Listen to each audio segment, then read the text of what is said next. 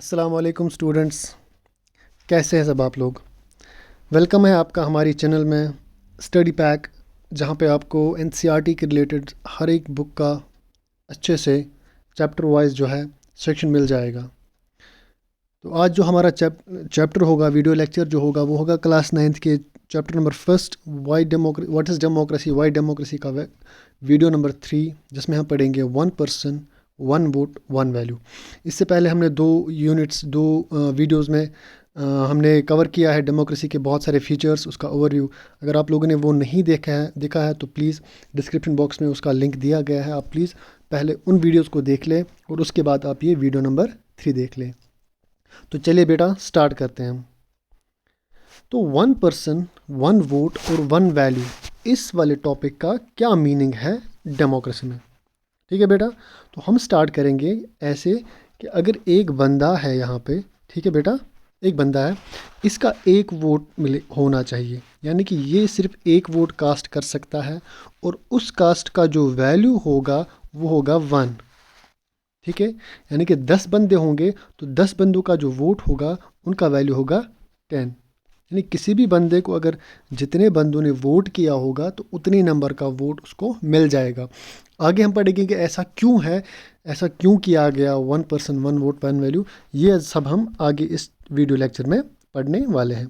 अगर कहीं पे भी आपको कन्फ्यूजन लगे तो कमेंट सेक्शन में लिख लीजिएगा और रिवाइज़ करने के लिए इस वीडियो को पॉज करके आप नोट्स बना लीजिएगा। ठीक है बेटा, तो चलिए स्टार्ट करते हैं हम। Earlier, we read about how the struggle for democracy was linked to the demand for universal adult franchisee. बेटा ये आपने सुना होगा पीछे वाले क्लासेस में, what is universal adult franchise. ठीक है बेटा, तो अगर आपको नहीं पता होगा, जिनको पता है वो प्लीज़ कमेंट बॉक्स में लिख लीजिएगा what is universal adult franchise. इससे उन स्टूडेंट्स को भी पता चल जाएगा जिन्होंने कभी ये वर्ड नहीं सुना हो। ठीक है बेटा, तो अगर किसी को नहीं पता है तो मैं यहाँ पे बता दूँ, यूनिवर्सल एडल्ट फ्रेंचाइजी का मतलब है बेटा दैट एवरी एडल्ट, ठीक है बेटा, एवरी एडल्ट पर्सन, ठीक है, उसको क्या है, right to vote, right to vote. इस कंसेप्ट को हम बेटा कहते हैं, ठीक है, this concept is known as universal adult franchise. यानी कि हर एक 18 साल से जो ऊपर वाला बच्चा है उसको वोट करने का हक है, and this concept is known as universal adult franchise. ठीक है बेटा, तो आगे चलते हैं। This principle has now come to be accepted almost all over the world. और ये वाला कंसेप्ट जो है पूरे के पूरे वर्ल्ड में चल रहा है। Yet there are many instances of denial of equal right to vote. हालांकि बहुत सारी कंट्रीज़ है जहाँ पे अभी भी हम डिनायल ऑफ वोट कर देखते हैं, यानी कि कुछ लोगों को वहाँ पे वोट करने का हक नहीं दिया जाता बेस्ड ऑन सम सर्कमस्टेंसेस। तो चलिए एग्जांपल से स्टार्ट करते हैं। पहले एग्जांपल जो यहाँ पे दी गई है वो दी गई है सऊदी अरबिया के बारे में। यानी कि 2015 से पहले सऊदी अरबिया में विमेंस को वोट करने का हक नहीं था। हमने जो यूनिवर्सल एडल्ट फ्रेंचाइजी पढ़ा है बेटा, इसमें चाहे विमेन हो चाहे मैन हो, सबको वोट करने का हक होता है। तो अगर सऊदी अरबिया की बात करें तो वहाँ पे 2015 तक विमेंस को वोट करने का हक नहीं था। इसके बाद दूसरा, एस्टोनिया एक सेंट्रल यूरोप में एक कंट्री है, तो वहाँ पे ऐसे सिटीजनशिप रूल्स बनाए गए थे कि वहाँ पे जो रशिया के लोग आए थे रहने के लिए, जैसे हमारी कंट्री में बहुत सारे लोग आते बाहर की कंट्री से, जो इमिग्रेंट्स आते हैं रहने के लिए, या हमारी कंट्री से जो बाहर के इमिग्रेंट्स जाते हैं, माइग्रेंट्स जाते हैं बाहर रहने के लिए और वहाँ पे सेटल हो जाते हैं और वहाँ की सिटीजनशिप उनको मिल जाती है, तो उनको भी वहाँ फिर वोट करने का हक मिल जाता है। लेकिन एस्टोनिया जो एक कंट्री है, वहाँ पे जो रशिया से लोग आए थे, जो रशिया के जो लोग आए थे जिनकी पॉपुलेशन थोड़ी बहुत थी वहाँ पे, तो उनको वहाँ पे क्या दिक्कत होती थी वोट देने में। ठीक है, क्योंकि वो वहाँ के सिटीजन्स तो थे लेकिन उनको वैसे सिटीजनशिप राइट्स नहीं मिल पाते थे। ठीक है ना बेटा, तो आगे चलते हैं। इन फिजी, ठीक है, the electoral system is such that the vote of an indigenous Fiji has more value than of Indian Fiji. तो हम बात करेंगे बेटा, ऐसे एग्जाम्पल लेंगे हम। ठीक है, हाँ, तो चलिए एग्जाम्पल हम देखते हैं ऐसे। यहाँ पे मैं आपको समझाता हूँ। ये अगर फिजी कंट्री है तो यहाँ पे 2 बंदे हैं। ठीक है, एक बंदा ये हो गया जो कि कहाँ से कहाँ रहता है, जो कि फिजी का अपना बंदा है, यानी कि फिजी में पैदा हुआ है। दूसरा बंदा है जिसने क्या, जो कौन है, जो इंडियन फिजी है, यानी कि वो इंडिया से वहाँ पे माइग्रेशन के थ्रू आया है। तो इसने भी यहाँ पे सिटीजनशिप हासिल की है, इसको भी यहाँ पे सिटीजनशिप मिल गई है। तो दोनों ने जब वोट किया, ठीक है, हम बोलेंगे कि जो ये वाला बंदा है इसने ए बंदे को वोट दिया, ठीक है बेटा, और इस वाले बंदे ने, इंडियन फिजी ने, बी वाले बंदे को वोट दिया। हमने ऊपर अभी कंसेप्ट क्या पढ़ा था, 1 पर्सन 1 वोट 1 वैल्यू। तो फिजी में क्या हुआ था, अगर फिजी वाला बंदा, जो फिजी का इंडिजीनियस बंदा है, उसने किसी बंदे को वोट दिया तो उसके वोट की वैल्यू इंडियन फिजी के वोट के वैल्यू से बहुत ज़्यादा होती थी। एग्जाम्पल ऐसे भी समझेंगे, अगर ए बंदे को फिजी जो लोग हैं उनकी तरफ से 10 वोट आए हैं, ठीक है ना बेटा, 10 वोट आए हैं, और बी वाला बंदा है उसको इंडियन फिजीज़ ने वोट दिया है, कितने बंदों ने दिया था सर, 10 बंदों ने वोट दिया था। तो नॉर्मली अगर देखेंगे तो मैच तो टाई हो गया, ठीक है, लेकिन फिजी में ऐसा रूल था कि इसके फिजी वाले के बंदे के वोट के वैल्यू ज़्यादा होते थे, तो उस वजह से क्या होता था, फिजी जिसको वोट डालता उनकी वहाँ पे हमेशा जीत हो जाती, ठीक है ना बेटा। तो ऐसा तो कभी होना नहीं चाहिए, ठीक है बेटा। तो आगे चलते हैं। Democracy is based on a fundamental principle of political equality that gives us a third feature of democracy.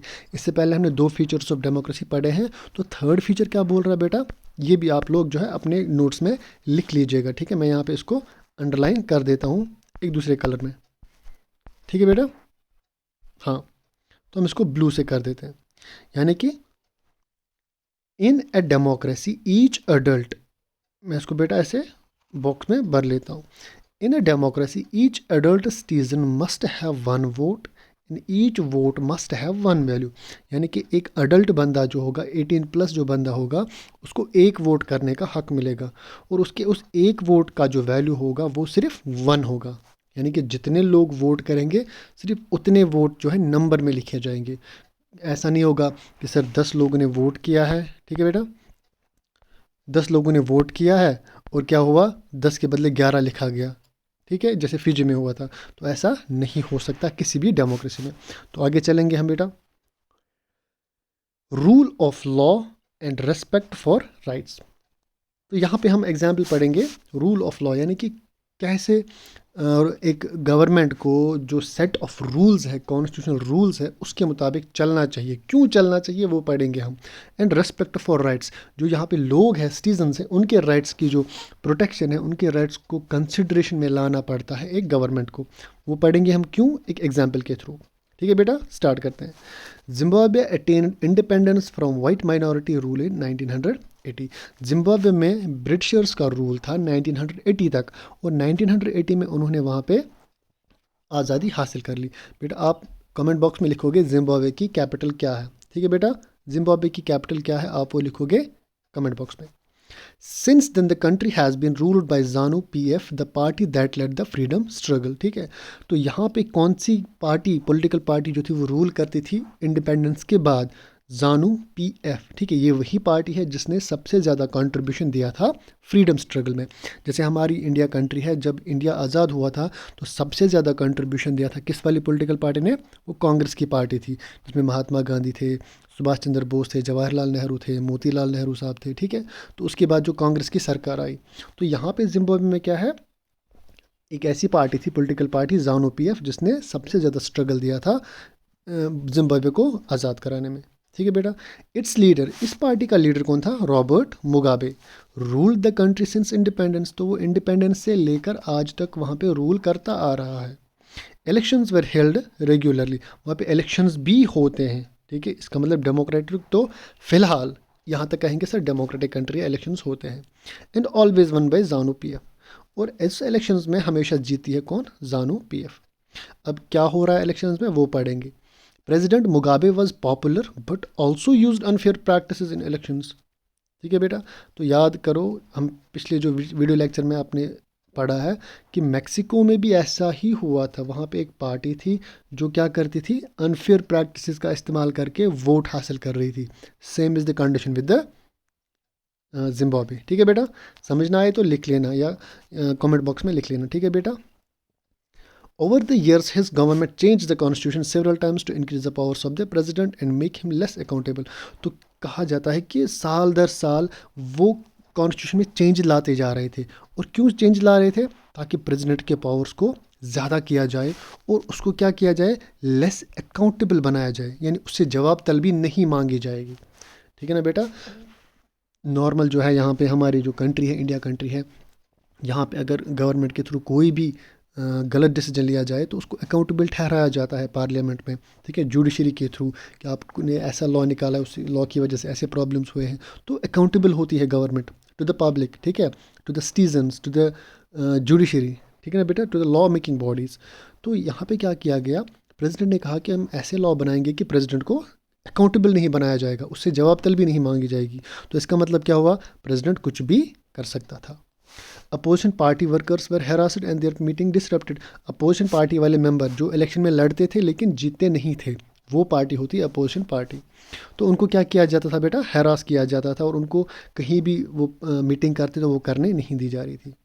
Public protest and demonstrations against the government were declared illegal. कहीं पे लोग हड़ताल करते, वो अगर गवर्नमेंट से खुश नहीं थे, या कहीं पे भूख हड़ताल करते, कोई कुछ कहता गवर्नमेंट के खिलाफ, उस सारे सिस्टम को क्या किया गया, लीगल कहा गया।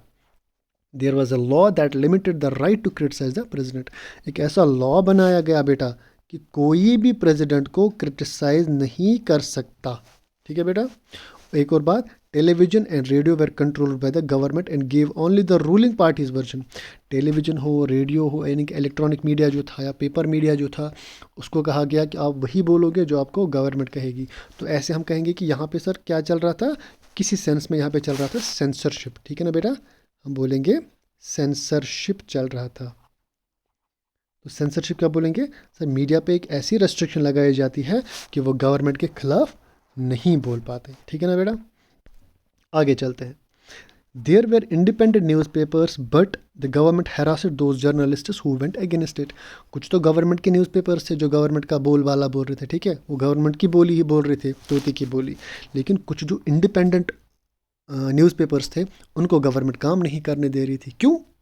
क्योंकि वो बोल रहे थे गवर्नमेंट के ख़िलाफ़। ठीक है ना बेटा। The government ignored some court judgments. अब होता कभी काम, प्रेसिडेंट के खिलाफ कोई खड़ा हो जाता, कोई केस हो जाता, तो गवर्नमेंट क्या करता, कोर्ट अगर कोई भी सुनाता डिसीजन, गवर्नमेंट बोलती बेटा हट जाओ। ठीक है, गवर्नमेंट हमारी है, किसी जज का फैसला नहीं चलेगा। ठीक है, तो जज क्या बोलता है, यार अब डिसीजन मैं लूँगा तो ये कल को क्या कर देंगे, जज को ही चेंज कर देंगे। तो बेहतर है इससे हम डिसीजन दे किसके हक में, किसके साइड में दे, प्रेसिडेंट के साइड में। ठीक है ना बेटा। तो क्या है, he was forced out of office in 2017। तो कहा जाता है जो रॉबर्ट मुगाबे है, इसको क्या किया गया, ऑफिस से निकाला गया, यानी कि इसको अपनी पोजीशन से बर्खास्त कराया गया 2017 में। क्यों? क्योंकि लोगों में अब जोश व खरोश आ गया था, लोगों में बहुत गुस्से की लहर दौड़ गई थी। 2017 में इसको अपनी कुर्सी छोड़नी पड़ी थी। ठीक है बेटा। The example of Zimbabwe. अब जिम्बाब्वे की एग्जाम्पल क्या है, that popular approval of the rulers is necessary in a democracy. यानी कि लोगों ने जिस इंसान को चुना है वो उनके साथ जुल्म तो ना करे। ठीक है, उनको अपने राइट्स तो दे at least. Popular governments can be undemocratic, यानी कि इतनी बड़ी गवर्नमेंट, जिम्बाब्वे की गवर्नमेंट जो इलेक्टेड गवर्नमेंट थी, ठीक है, और वो वाली पॉलिटिकल पार्टी जिन्होंने आज़ादी दिलाई, लोगों ने उस पर इतना भरोसा किया, लेकिन उसके बावजूद भी उन्होंने क्या किया, लोगों के राइट्स को अंडरमाइन किया, नज़रअंदाज किया। Popular leaders can be autocratic. कभी कभी ऐसे रूलर्स हमारे होते हैं जिनको हम रिप्रेजेंट तो करते हैं, जिनको हम इलेक्ट तो करते हैं, जो हमारे रिप्रेजेंटेटिव होते हैं, लेकिन वो कभी कभी ऑटोक्रेटिक होते हैं, जालिम भी बन जाते हैं। If we wish to access a democracy, it is important to look at the elections, but it's equally important to look before and after the elections. There should be sufficient room for normal political activity, including political opposition, in the period before elections. ठीक है, तो कहा जाता है कि हर एक चीज़ के लिए पॉलिटिकल एक्टिविटी हो, अपोजिशन हो, उनके लिए एक नॉर्मल प्रोविज़न होना चाहिए। क्योंकि जितनी रिस्पॉन्सिबिलिटी एक रूलिंग गवर्नमेंट की होती है, उतनी ही रिस्पॉन्सिबिलिटी एक अपोजिशन पार्टी की भी होती है, ताकि हमारी जो गवर्नमेंट है वो स्मूथली काम करे। ठीक है ना बेटा। They should be free to think. अगर इस पर हम करेंगे सिटीजन्स की बात, तो सिटीजन्स को क्या राइट्स मिलने चाहिए बेटा, they should be free to think, जो सोचें। ठीक है, क्योंकि राइट टू एक्सप्रेशन जो है वो भी हमारा एक राइट है। टू हैव ओपिनियंस, वो गवर्नमेंट के बारे में क्या कहते हैं ये भी सुनने का हक है उन्हें। To express these in public, और अगर कोई इंसान गवर्नमेंट के बारे में कुछ भी सोचता है तो वो पब्लिक में वो कह सकता है। टू फॉर्म एसोसिएशन, वो पॉलिटिकल पार्टीज बना सकता है। टू प्रोटेस्ट भी कर सकता है अगर उसको लगा कि गवर्नमेंट हमारे साथ जुल्म कर रही है, ठीक है बेटा। And should be equal in the eyes of law, और हर एक बंदा, ठीक है, यानी कि राइट टू इक्वालिटी होनी चाहिए वहाँ पे, चाहे मंत्री हो चाहे संतरी हो, हर एक बंदा सेम है किसके सामने, कानून के सामने। These rights must be protected by an independent judiciary whose orders are obeyed by everyone. तो आपको पता है कि 3 डिपार्टमेंट्स होते हैं हमारे, 3 ऑर्गन्स होते हैं हमारी डेमोक्रेसी के, लेजिस्लेटिव, एग्जीक्यूटिव एंड जुडिशरी। तो किसका काम होता है ये इंश्योर करना कि लोगों को उनके हक मिले, वो सारा काम होता है जुडिशरी का, ठीक है ना बेटा। और जिसके लॉज हर एक डिपार्टमेंट को मानने होते हैं। Similarly, there are some conditions that apply to the way of government is run after the elections. A democratic government cannot do whatever it likes simply because it has won the election. तो चलिए बेटा हम बोले कि एक government ने election जीता, क्यों, लोगों ने उसको वोट दिया है, लेकिन इसका मतलब ये नहीं है कि वो कुछ भी करे, ठीक है, वो लोगों के सर पे चढ़ के तांडव कर ले, ऐसा तो नहीं चलेगा सर। उसको रिप्रेजेंटेटिव बनाया गया है इसलिए ताकि वो हमारे जो प्रॉब्लम्स हैं उनको हल कर सके, हमारे राइट्स को हमें दे सके, हमारी जो इश्यूज़ हैं, हमारी जो प्रॉब्लम्स हैं, हमारी जो नेसेसिटीज़ हैं, हमारी जो डिमांड्स हैं उनको पूरा कर सके, ठीक है ना। It has to respect some basic rules, it has to respect some guarantees to the minorities, यानी कि माइनॉरिटी पॉपुलेशन अगर किसी कंट्री में है उनको भी इतने ही हक मिलने चाहिए जितने के मेजॉरिटी पॉपुलेशन के हैं। Every major decision has to go through a series of consultations. Every office bearer has certain rights and responsibilities. यानी कि हर एक डिसीजन जब भी लिया जाएगा उसको 2-3 डिपार्टमेंट्स के थ्रू जाना पड़ेगा, यानी कंसल्टेशंस करनी चाहिए ताकि वो डिसीजन जो है वो फिल्टर होके आ जाए लोगों के पास, उसमें कोई कमी ना रह जाए, ठीक है ना। Each of these is accountable not only to people but also to the other independent officials. और ये गवर्नमेंट सिर्फ लोगों के सामने ही अकाउंटेबल नहीं होती बेटा, ये पूरी की पूरी जो गवर्नमेंट होती है, चाहे उसमें अपोजिशन पार्टीज़ हो, चाहे जुडिशरी हो, चाहे लेजिस्लेचर हो, वो सबके सामने अकाउंटेबल होती है। अकाउंटेबल का मतलब जवाबदेह होती है। तो इस जो हमने जिम्बाब्वे की जो एग्जाम्पल पढ़ी, इस हिसाब से हमें क्या समझने को मिलता है बेटा। एग्जाम्पल ये पढ़ी कि जिम्बाब्वे को तो वोट देते थे लोग, लेकिन वो मनमानी करता था, ठीक है, वो कॉन्स्टिट्यूशन का नहीं मानता था। तो डेमोक्रेसी की एक और डेफिनेशन यहाँ से हमें मिल जाती है, ठीक है ना। तो मैं इसको भी यहाँ पे ब्लू कलर में कर देता हूँ, जैसे ओके, कि एक डेमोक्रेटिक गवर्नमेंट, ठीक है ना, rules within set of limits set by constitutional rights, law and citizens rights, यानी कि एक गवर्नमेंट को कैसे काम करना चाहिए जैसे कि कॉन्स्टिट्यूशन ने बताया है उसको, क्योंकि कॉन्स्टिट्यूशन में हर एक लॉ के बारे में लिखा गया है। तो कॉन्स्टिट्यूशन ने जो भी चीज़ें उसको लिखी गई है वहाँ पे related to law and citizens rights, लोगों के क्या हुकूक है, क्या हुकूक उनको देने चाहिए, तो एक गवर्नमेंट को उसके हिसाब से चलना पड़ेगा, तभी जाके वो गवर्नमेंट जो है आगे सक्सेसफुल गवर्नमेंट रहेगी। तो ये सारी डेफिनेशंस थी इसकी, ठीक है बेटा। तो आगे जो हमारा नेक्स्ट चैप्टर रहेगा, नेक्स्ट पोर्शन रहेगा, वो हम पढ़ेंगे इसमें समरी डेफिनेशन, जिसमें हम डेफिनेशन और पढ़ेंगे इसमें, और फीचर्स पढ़ेंगे गवर्नमेंट के, ठीक है। और इसमें हम पढ़ेंगे वाई डेमोक्रेसी, यानी कि हम मेरिट्स पढ़ेंगे इसके, हम इसके डिमेरिट्स पढ़ेंगे डेमोक्रेसी के, ठीक है, कहाँ कहाँ पे इसमें हमें कैसे फ़ायदा मिलता है डेमोक्रेसी की वजह से, ठीक है ना। हम इसमें आर्ग्यूमेंट्स अगेंस्ट डेमोक्रेसी पढ़ेंगे, यानी कि मेरिट्स एंड डिमेरिट्स पढ़ेंगे। तो ये था हमारे आज इस वीडियो लेक्चर का टॉपिक। तो अगर आपको ये वीडियो लेक्चर पसंद आया हो तो इस वीडियो को लाइक कीजिए, अपने दोस्तों के साथ शेयर कीजिए, ताकि उनको भी ये वीडियो लेक्चर सुनने का मौका मिले और उनको अपने एग्ज़ाम प्रिपरेशंस के लिए बहुत फ़ायदा इससे मिल जाएगा। और इस चैनल को सब्सक्राइब करना ना भूलिए और शेयर कीजिए इस वीडियो चैनल को। और मिलते हैं नेक्स्ट टॉपिक में हम, तब तक के लिए अस्सलाम वालेकुम।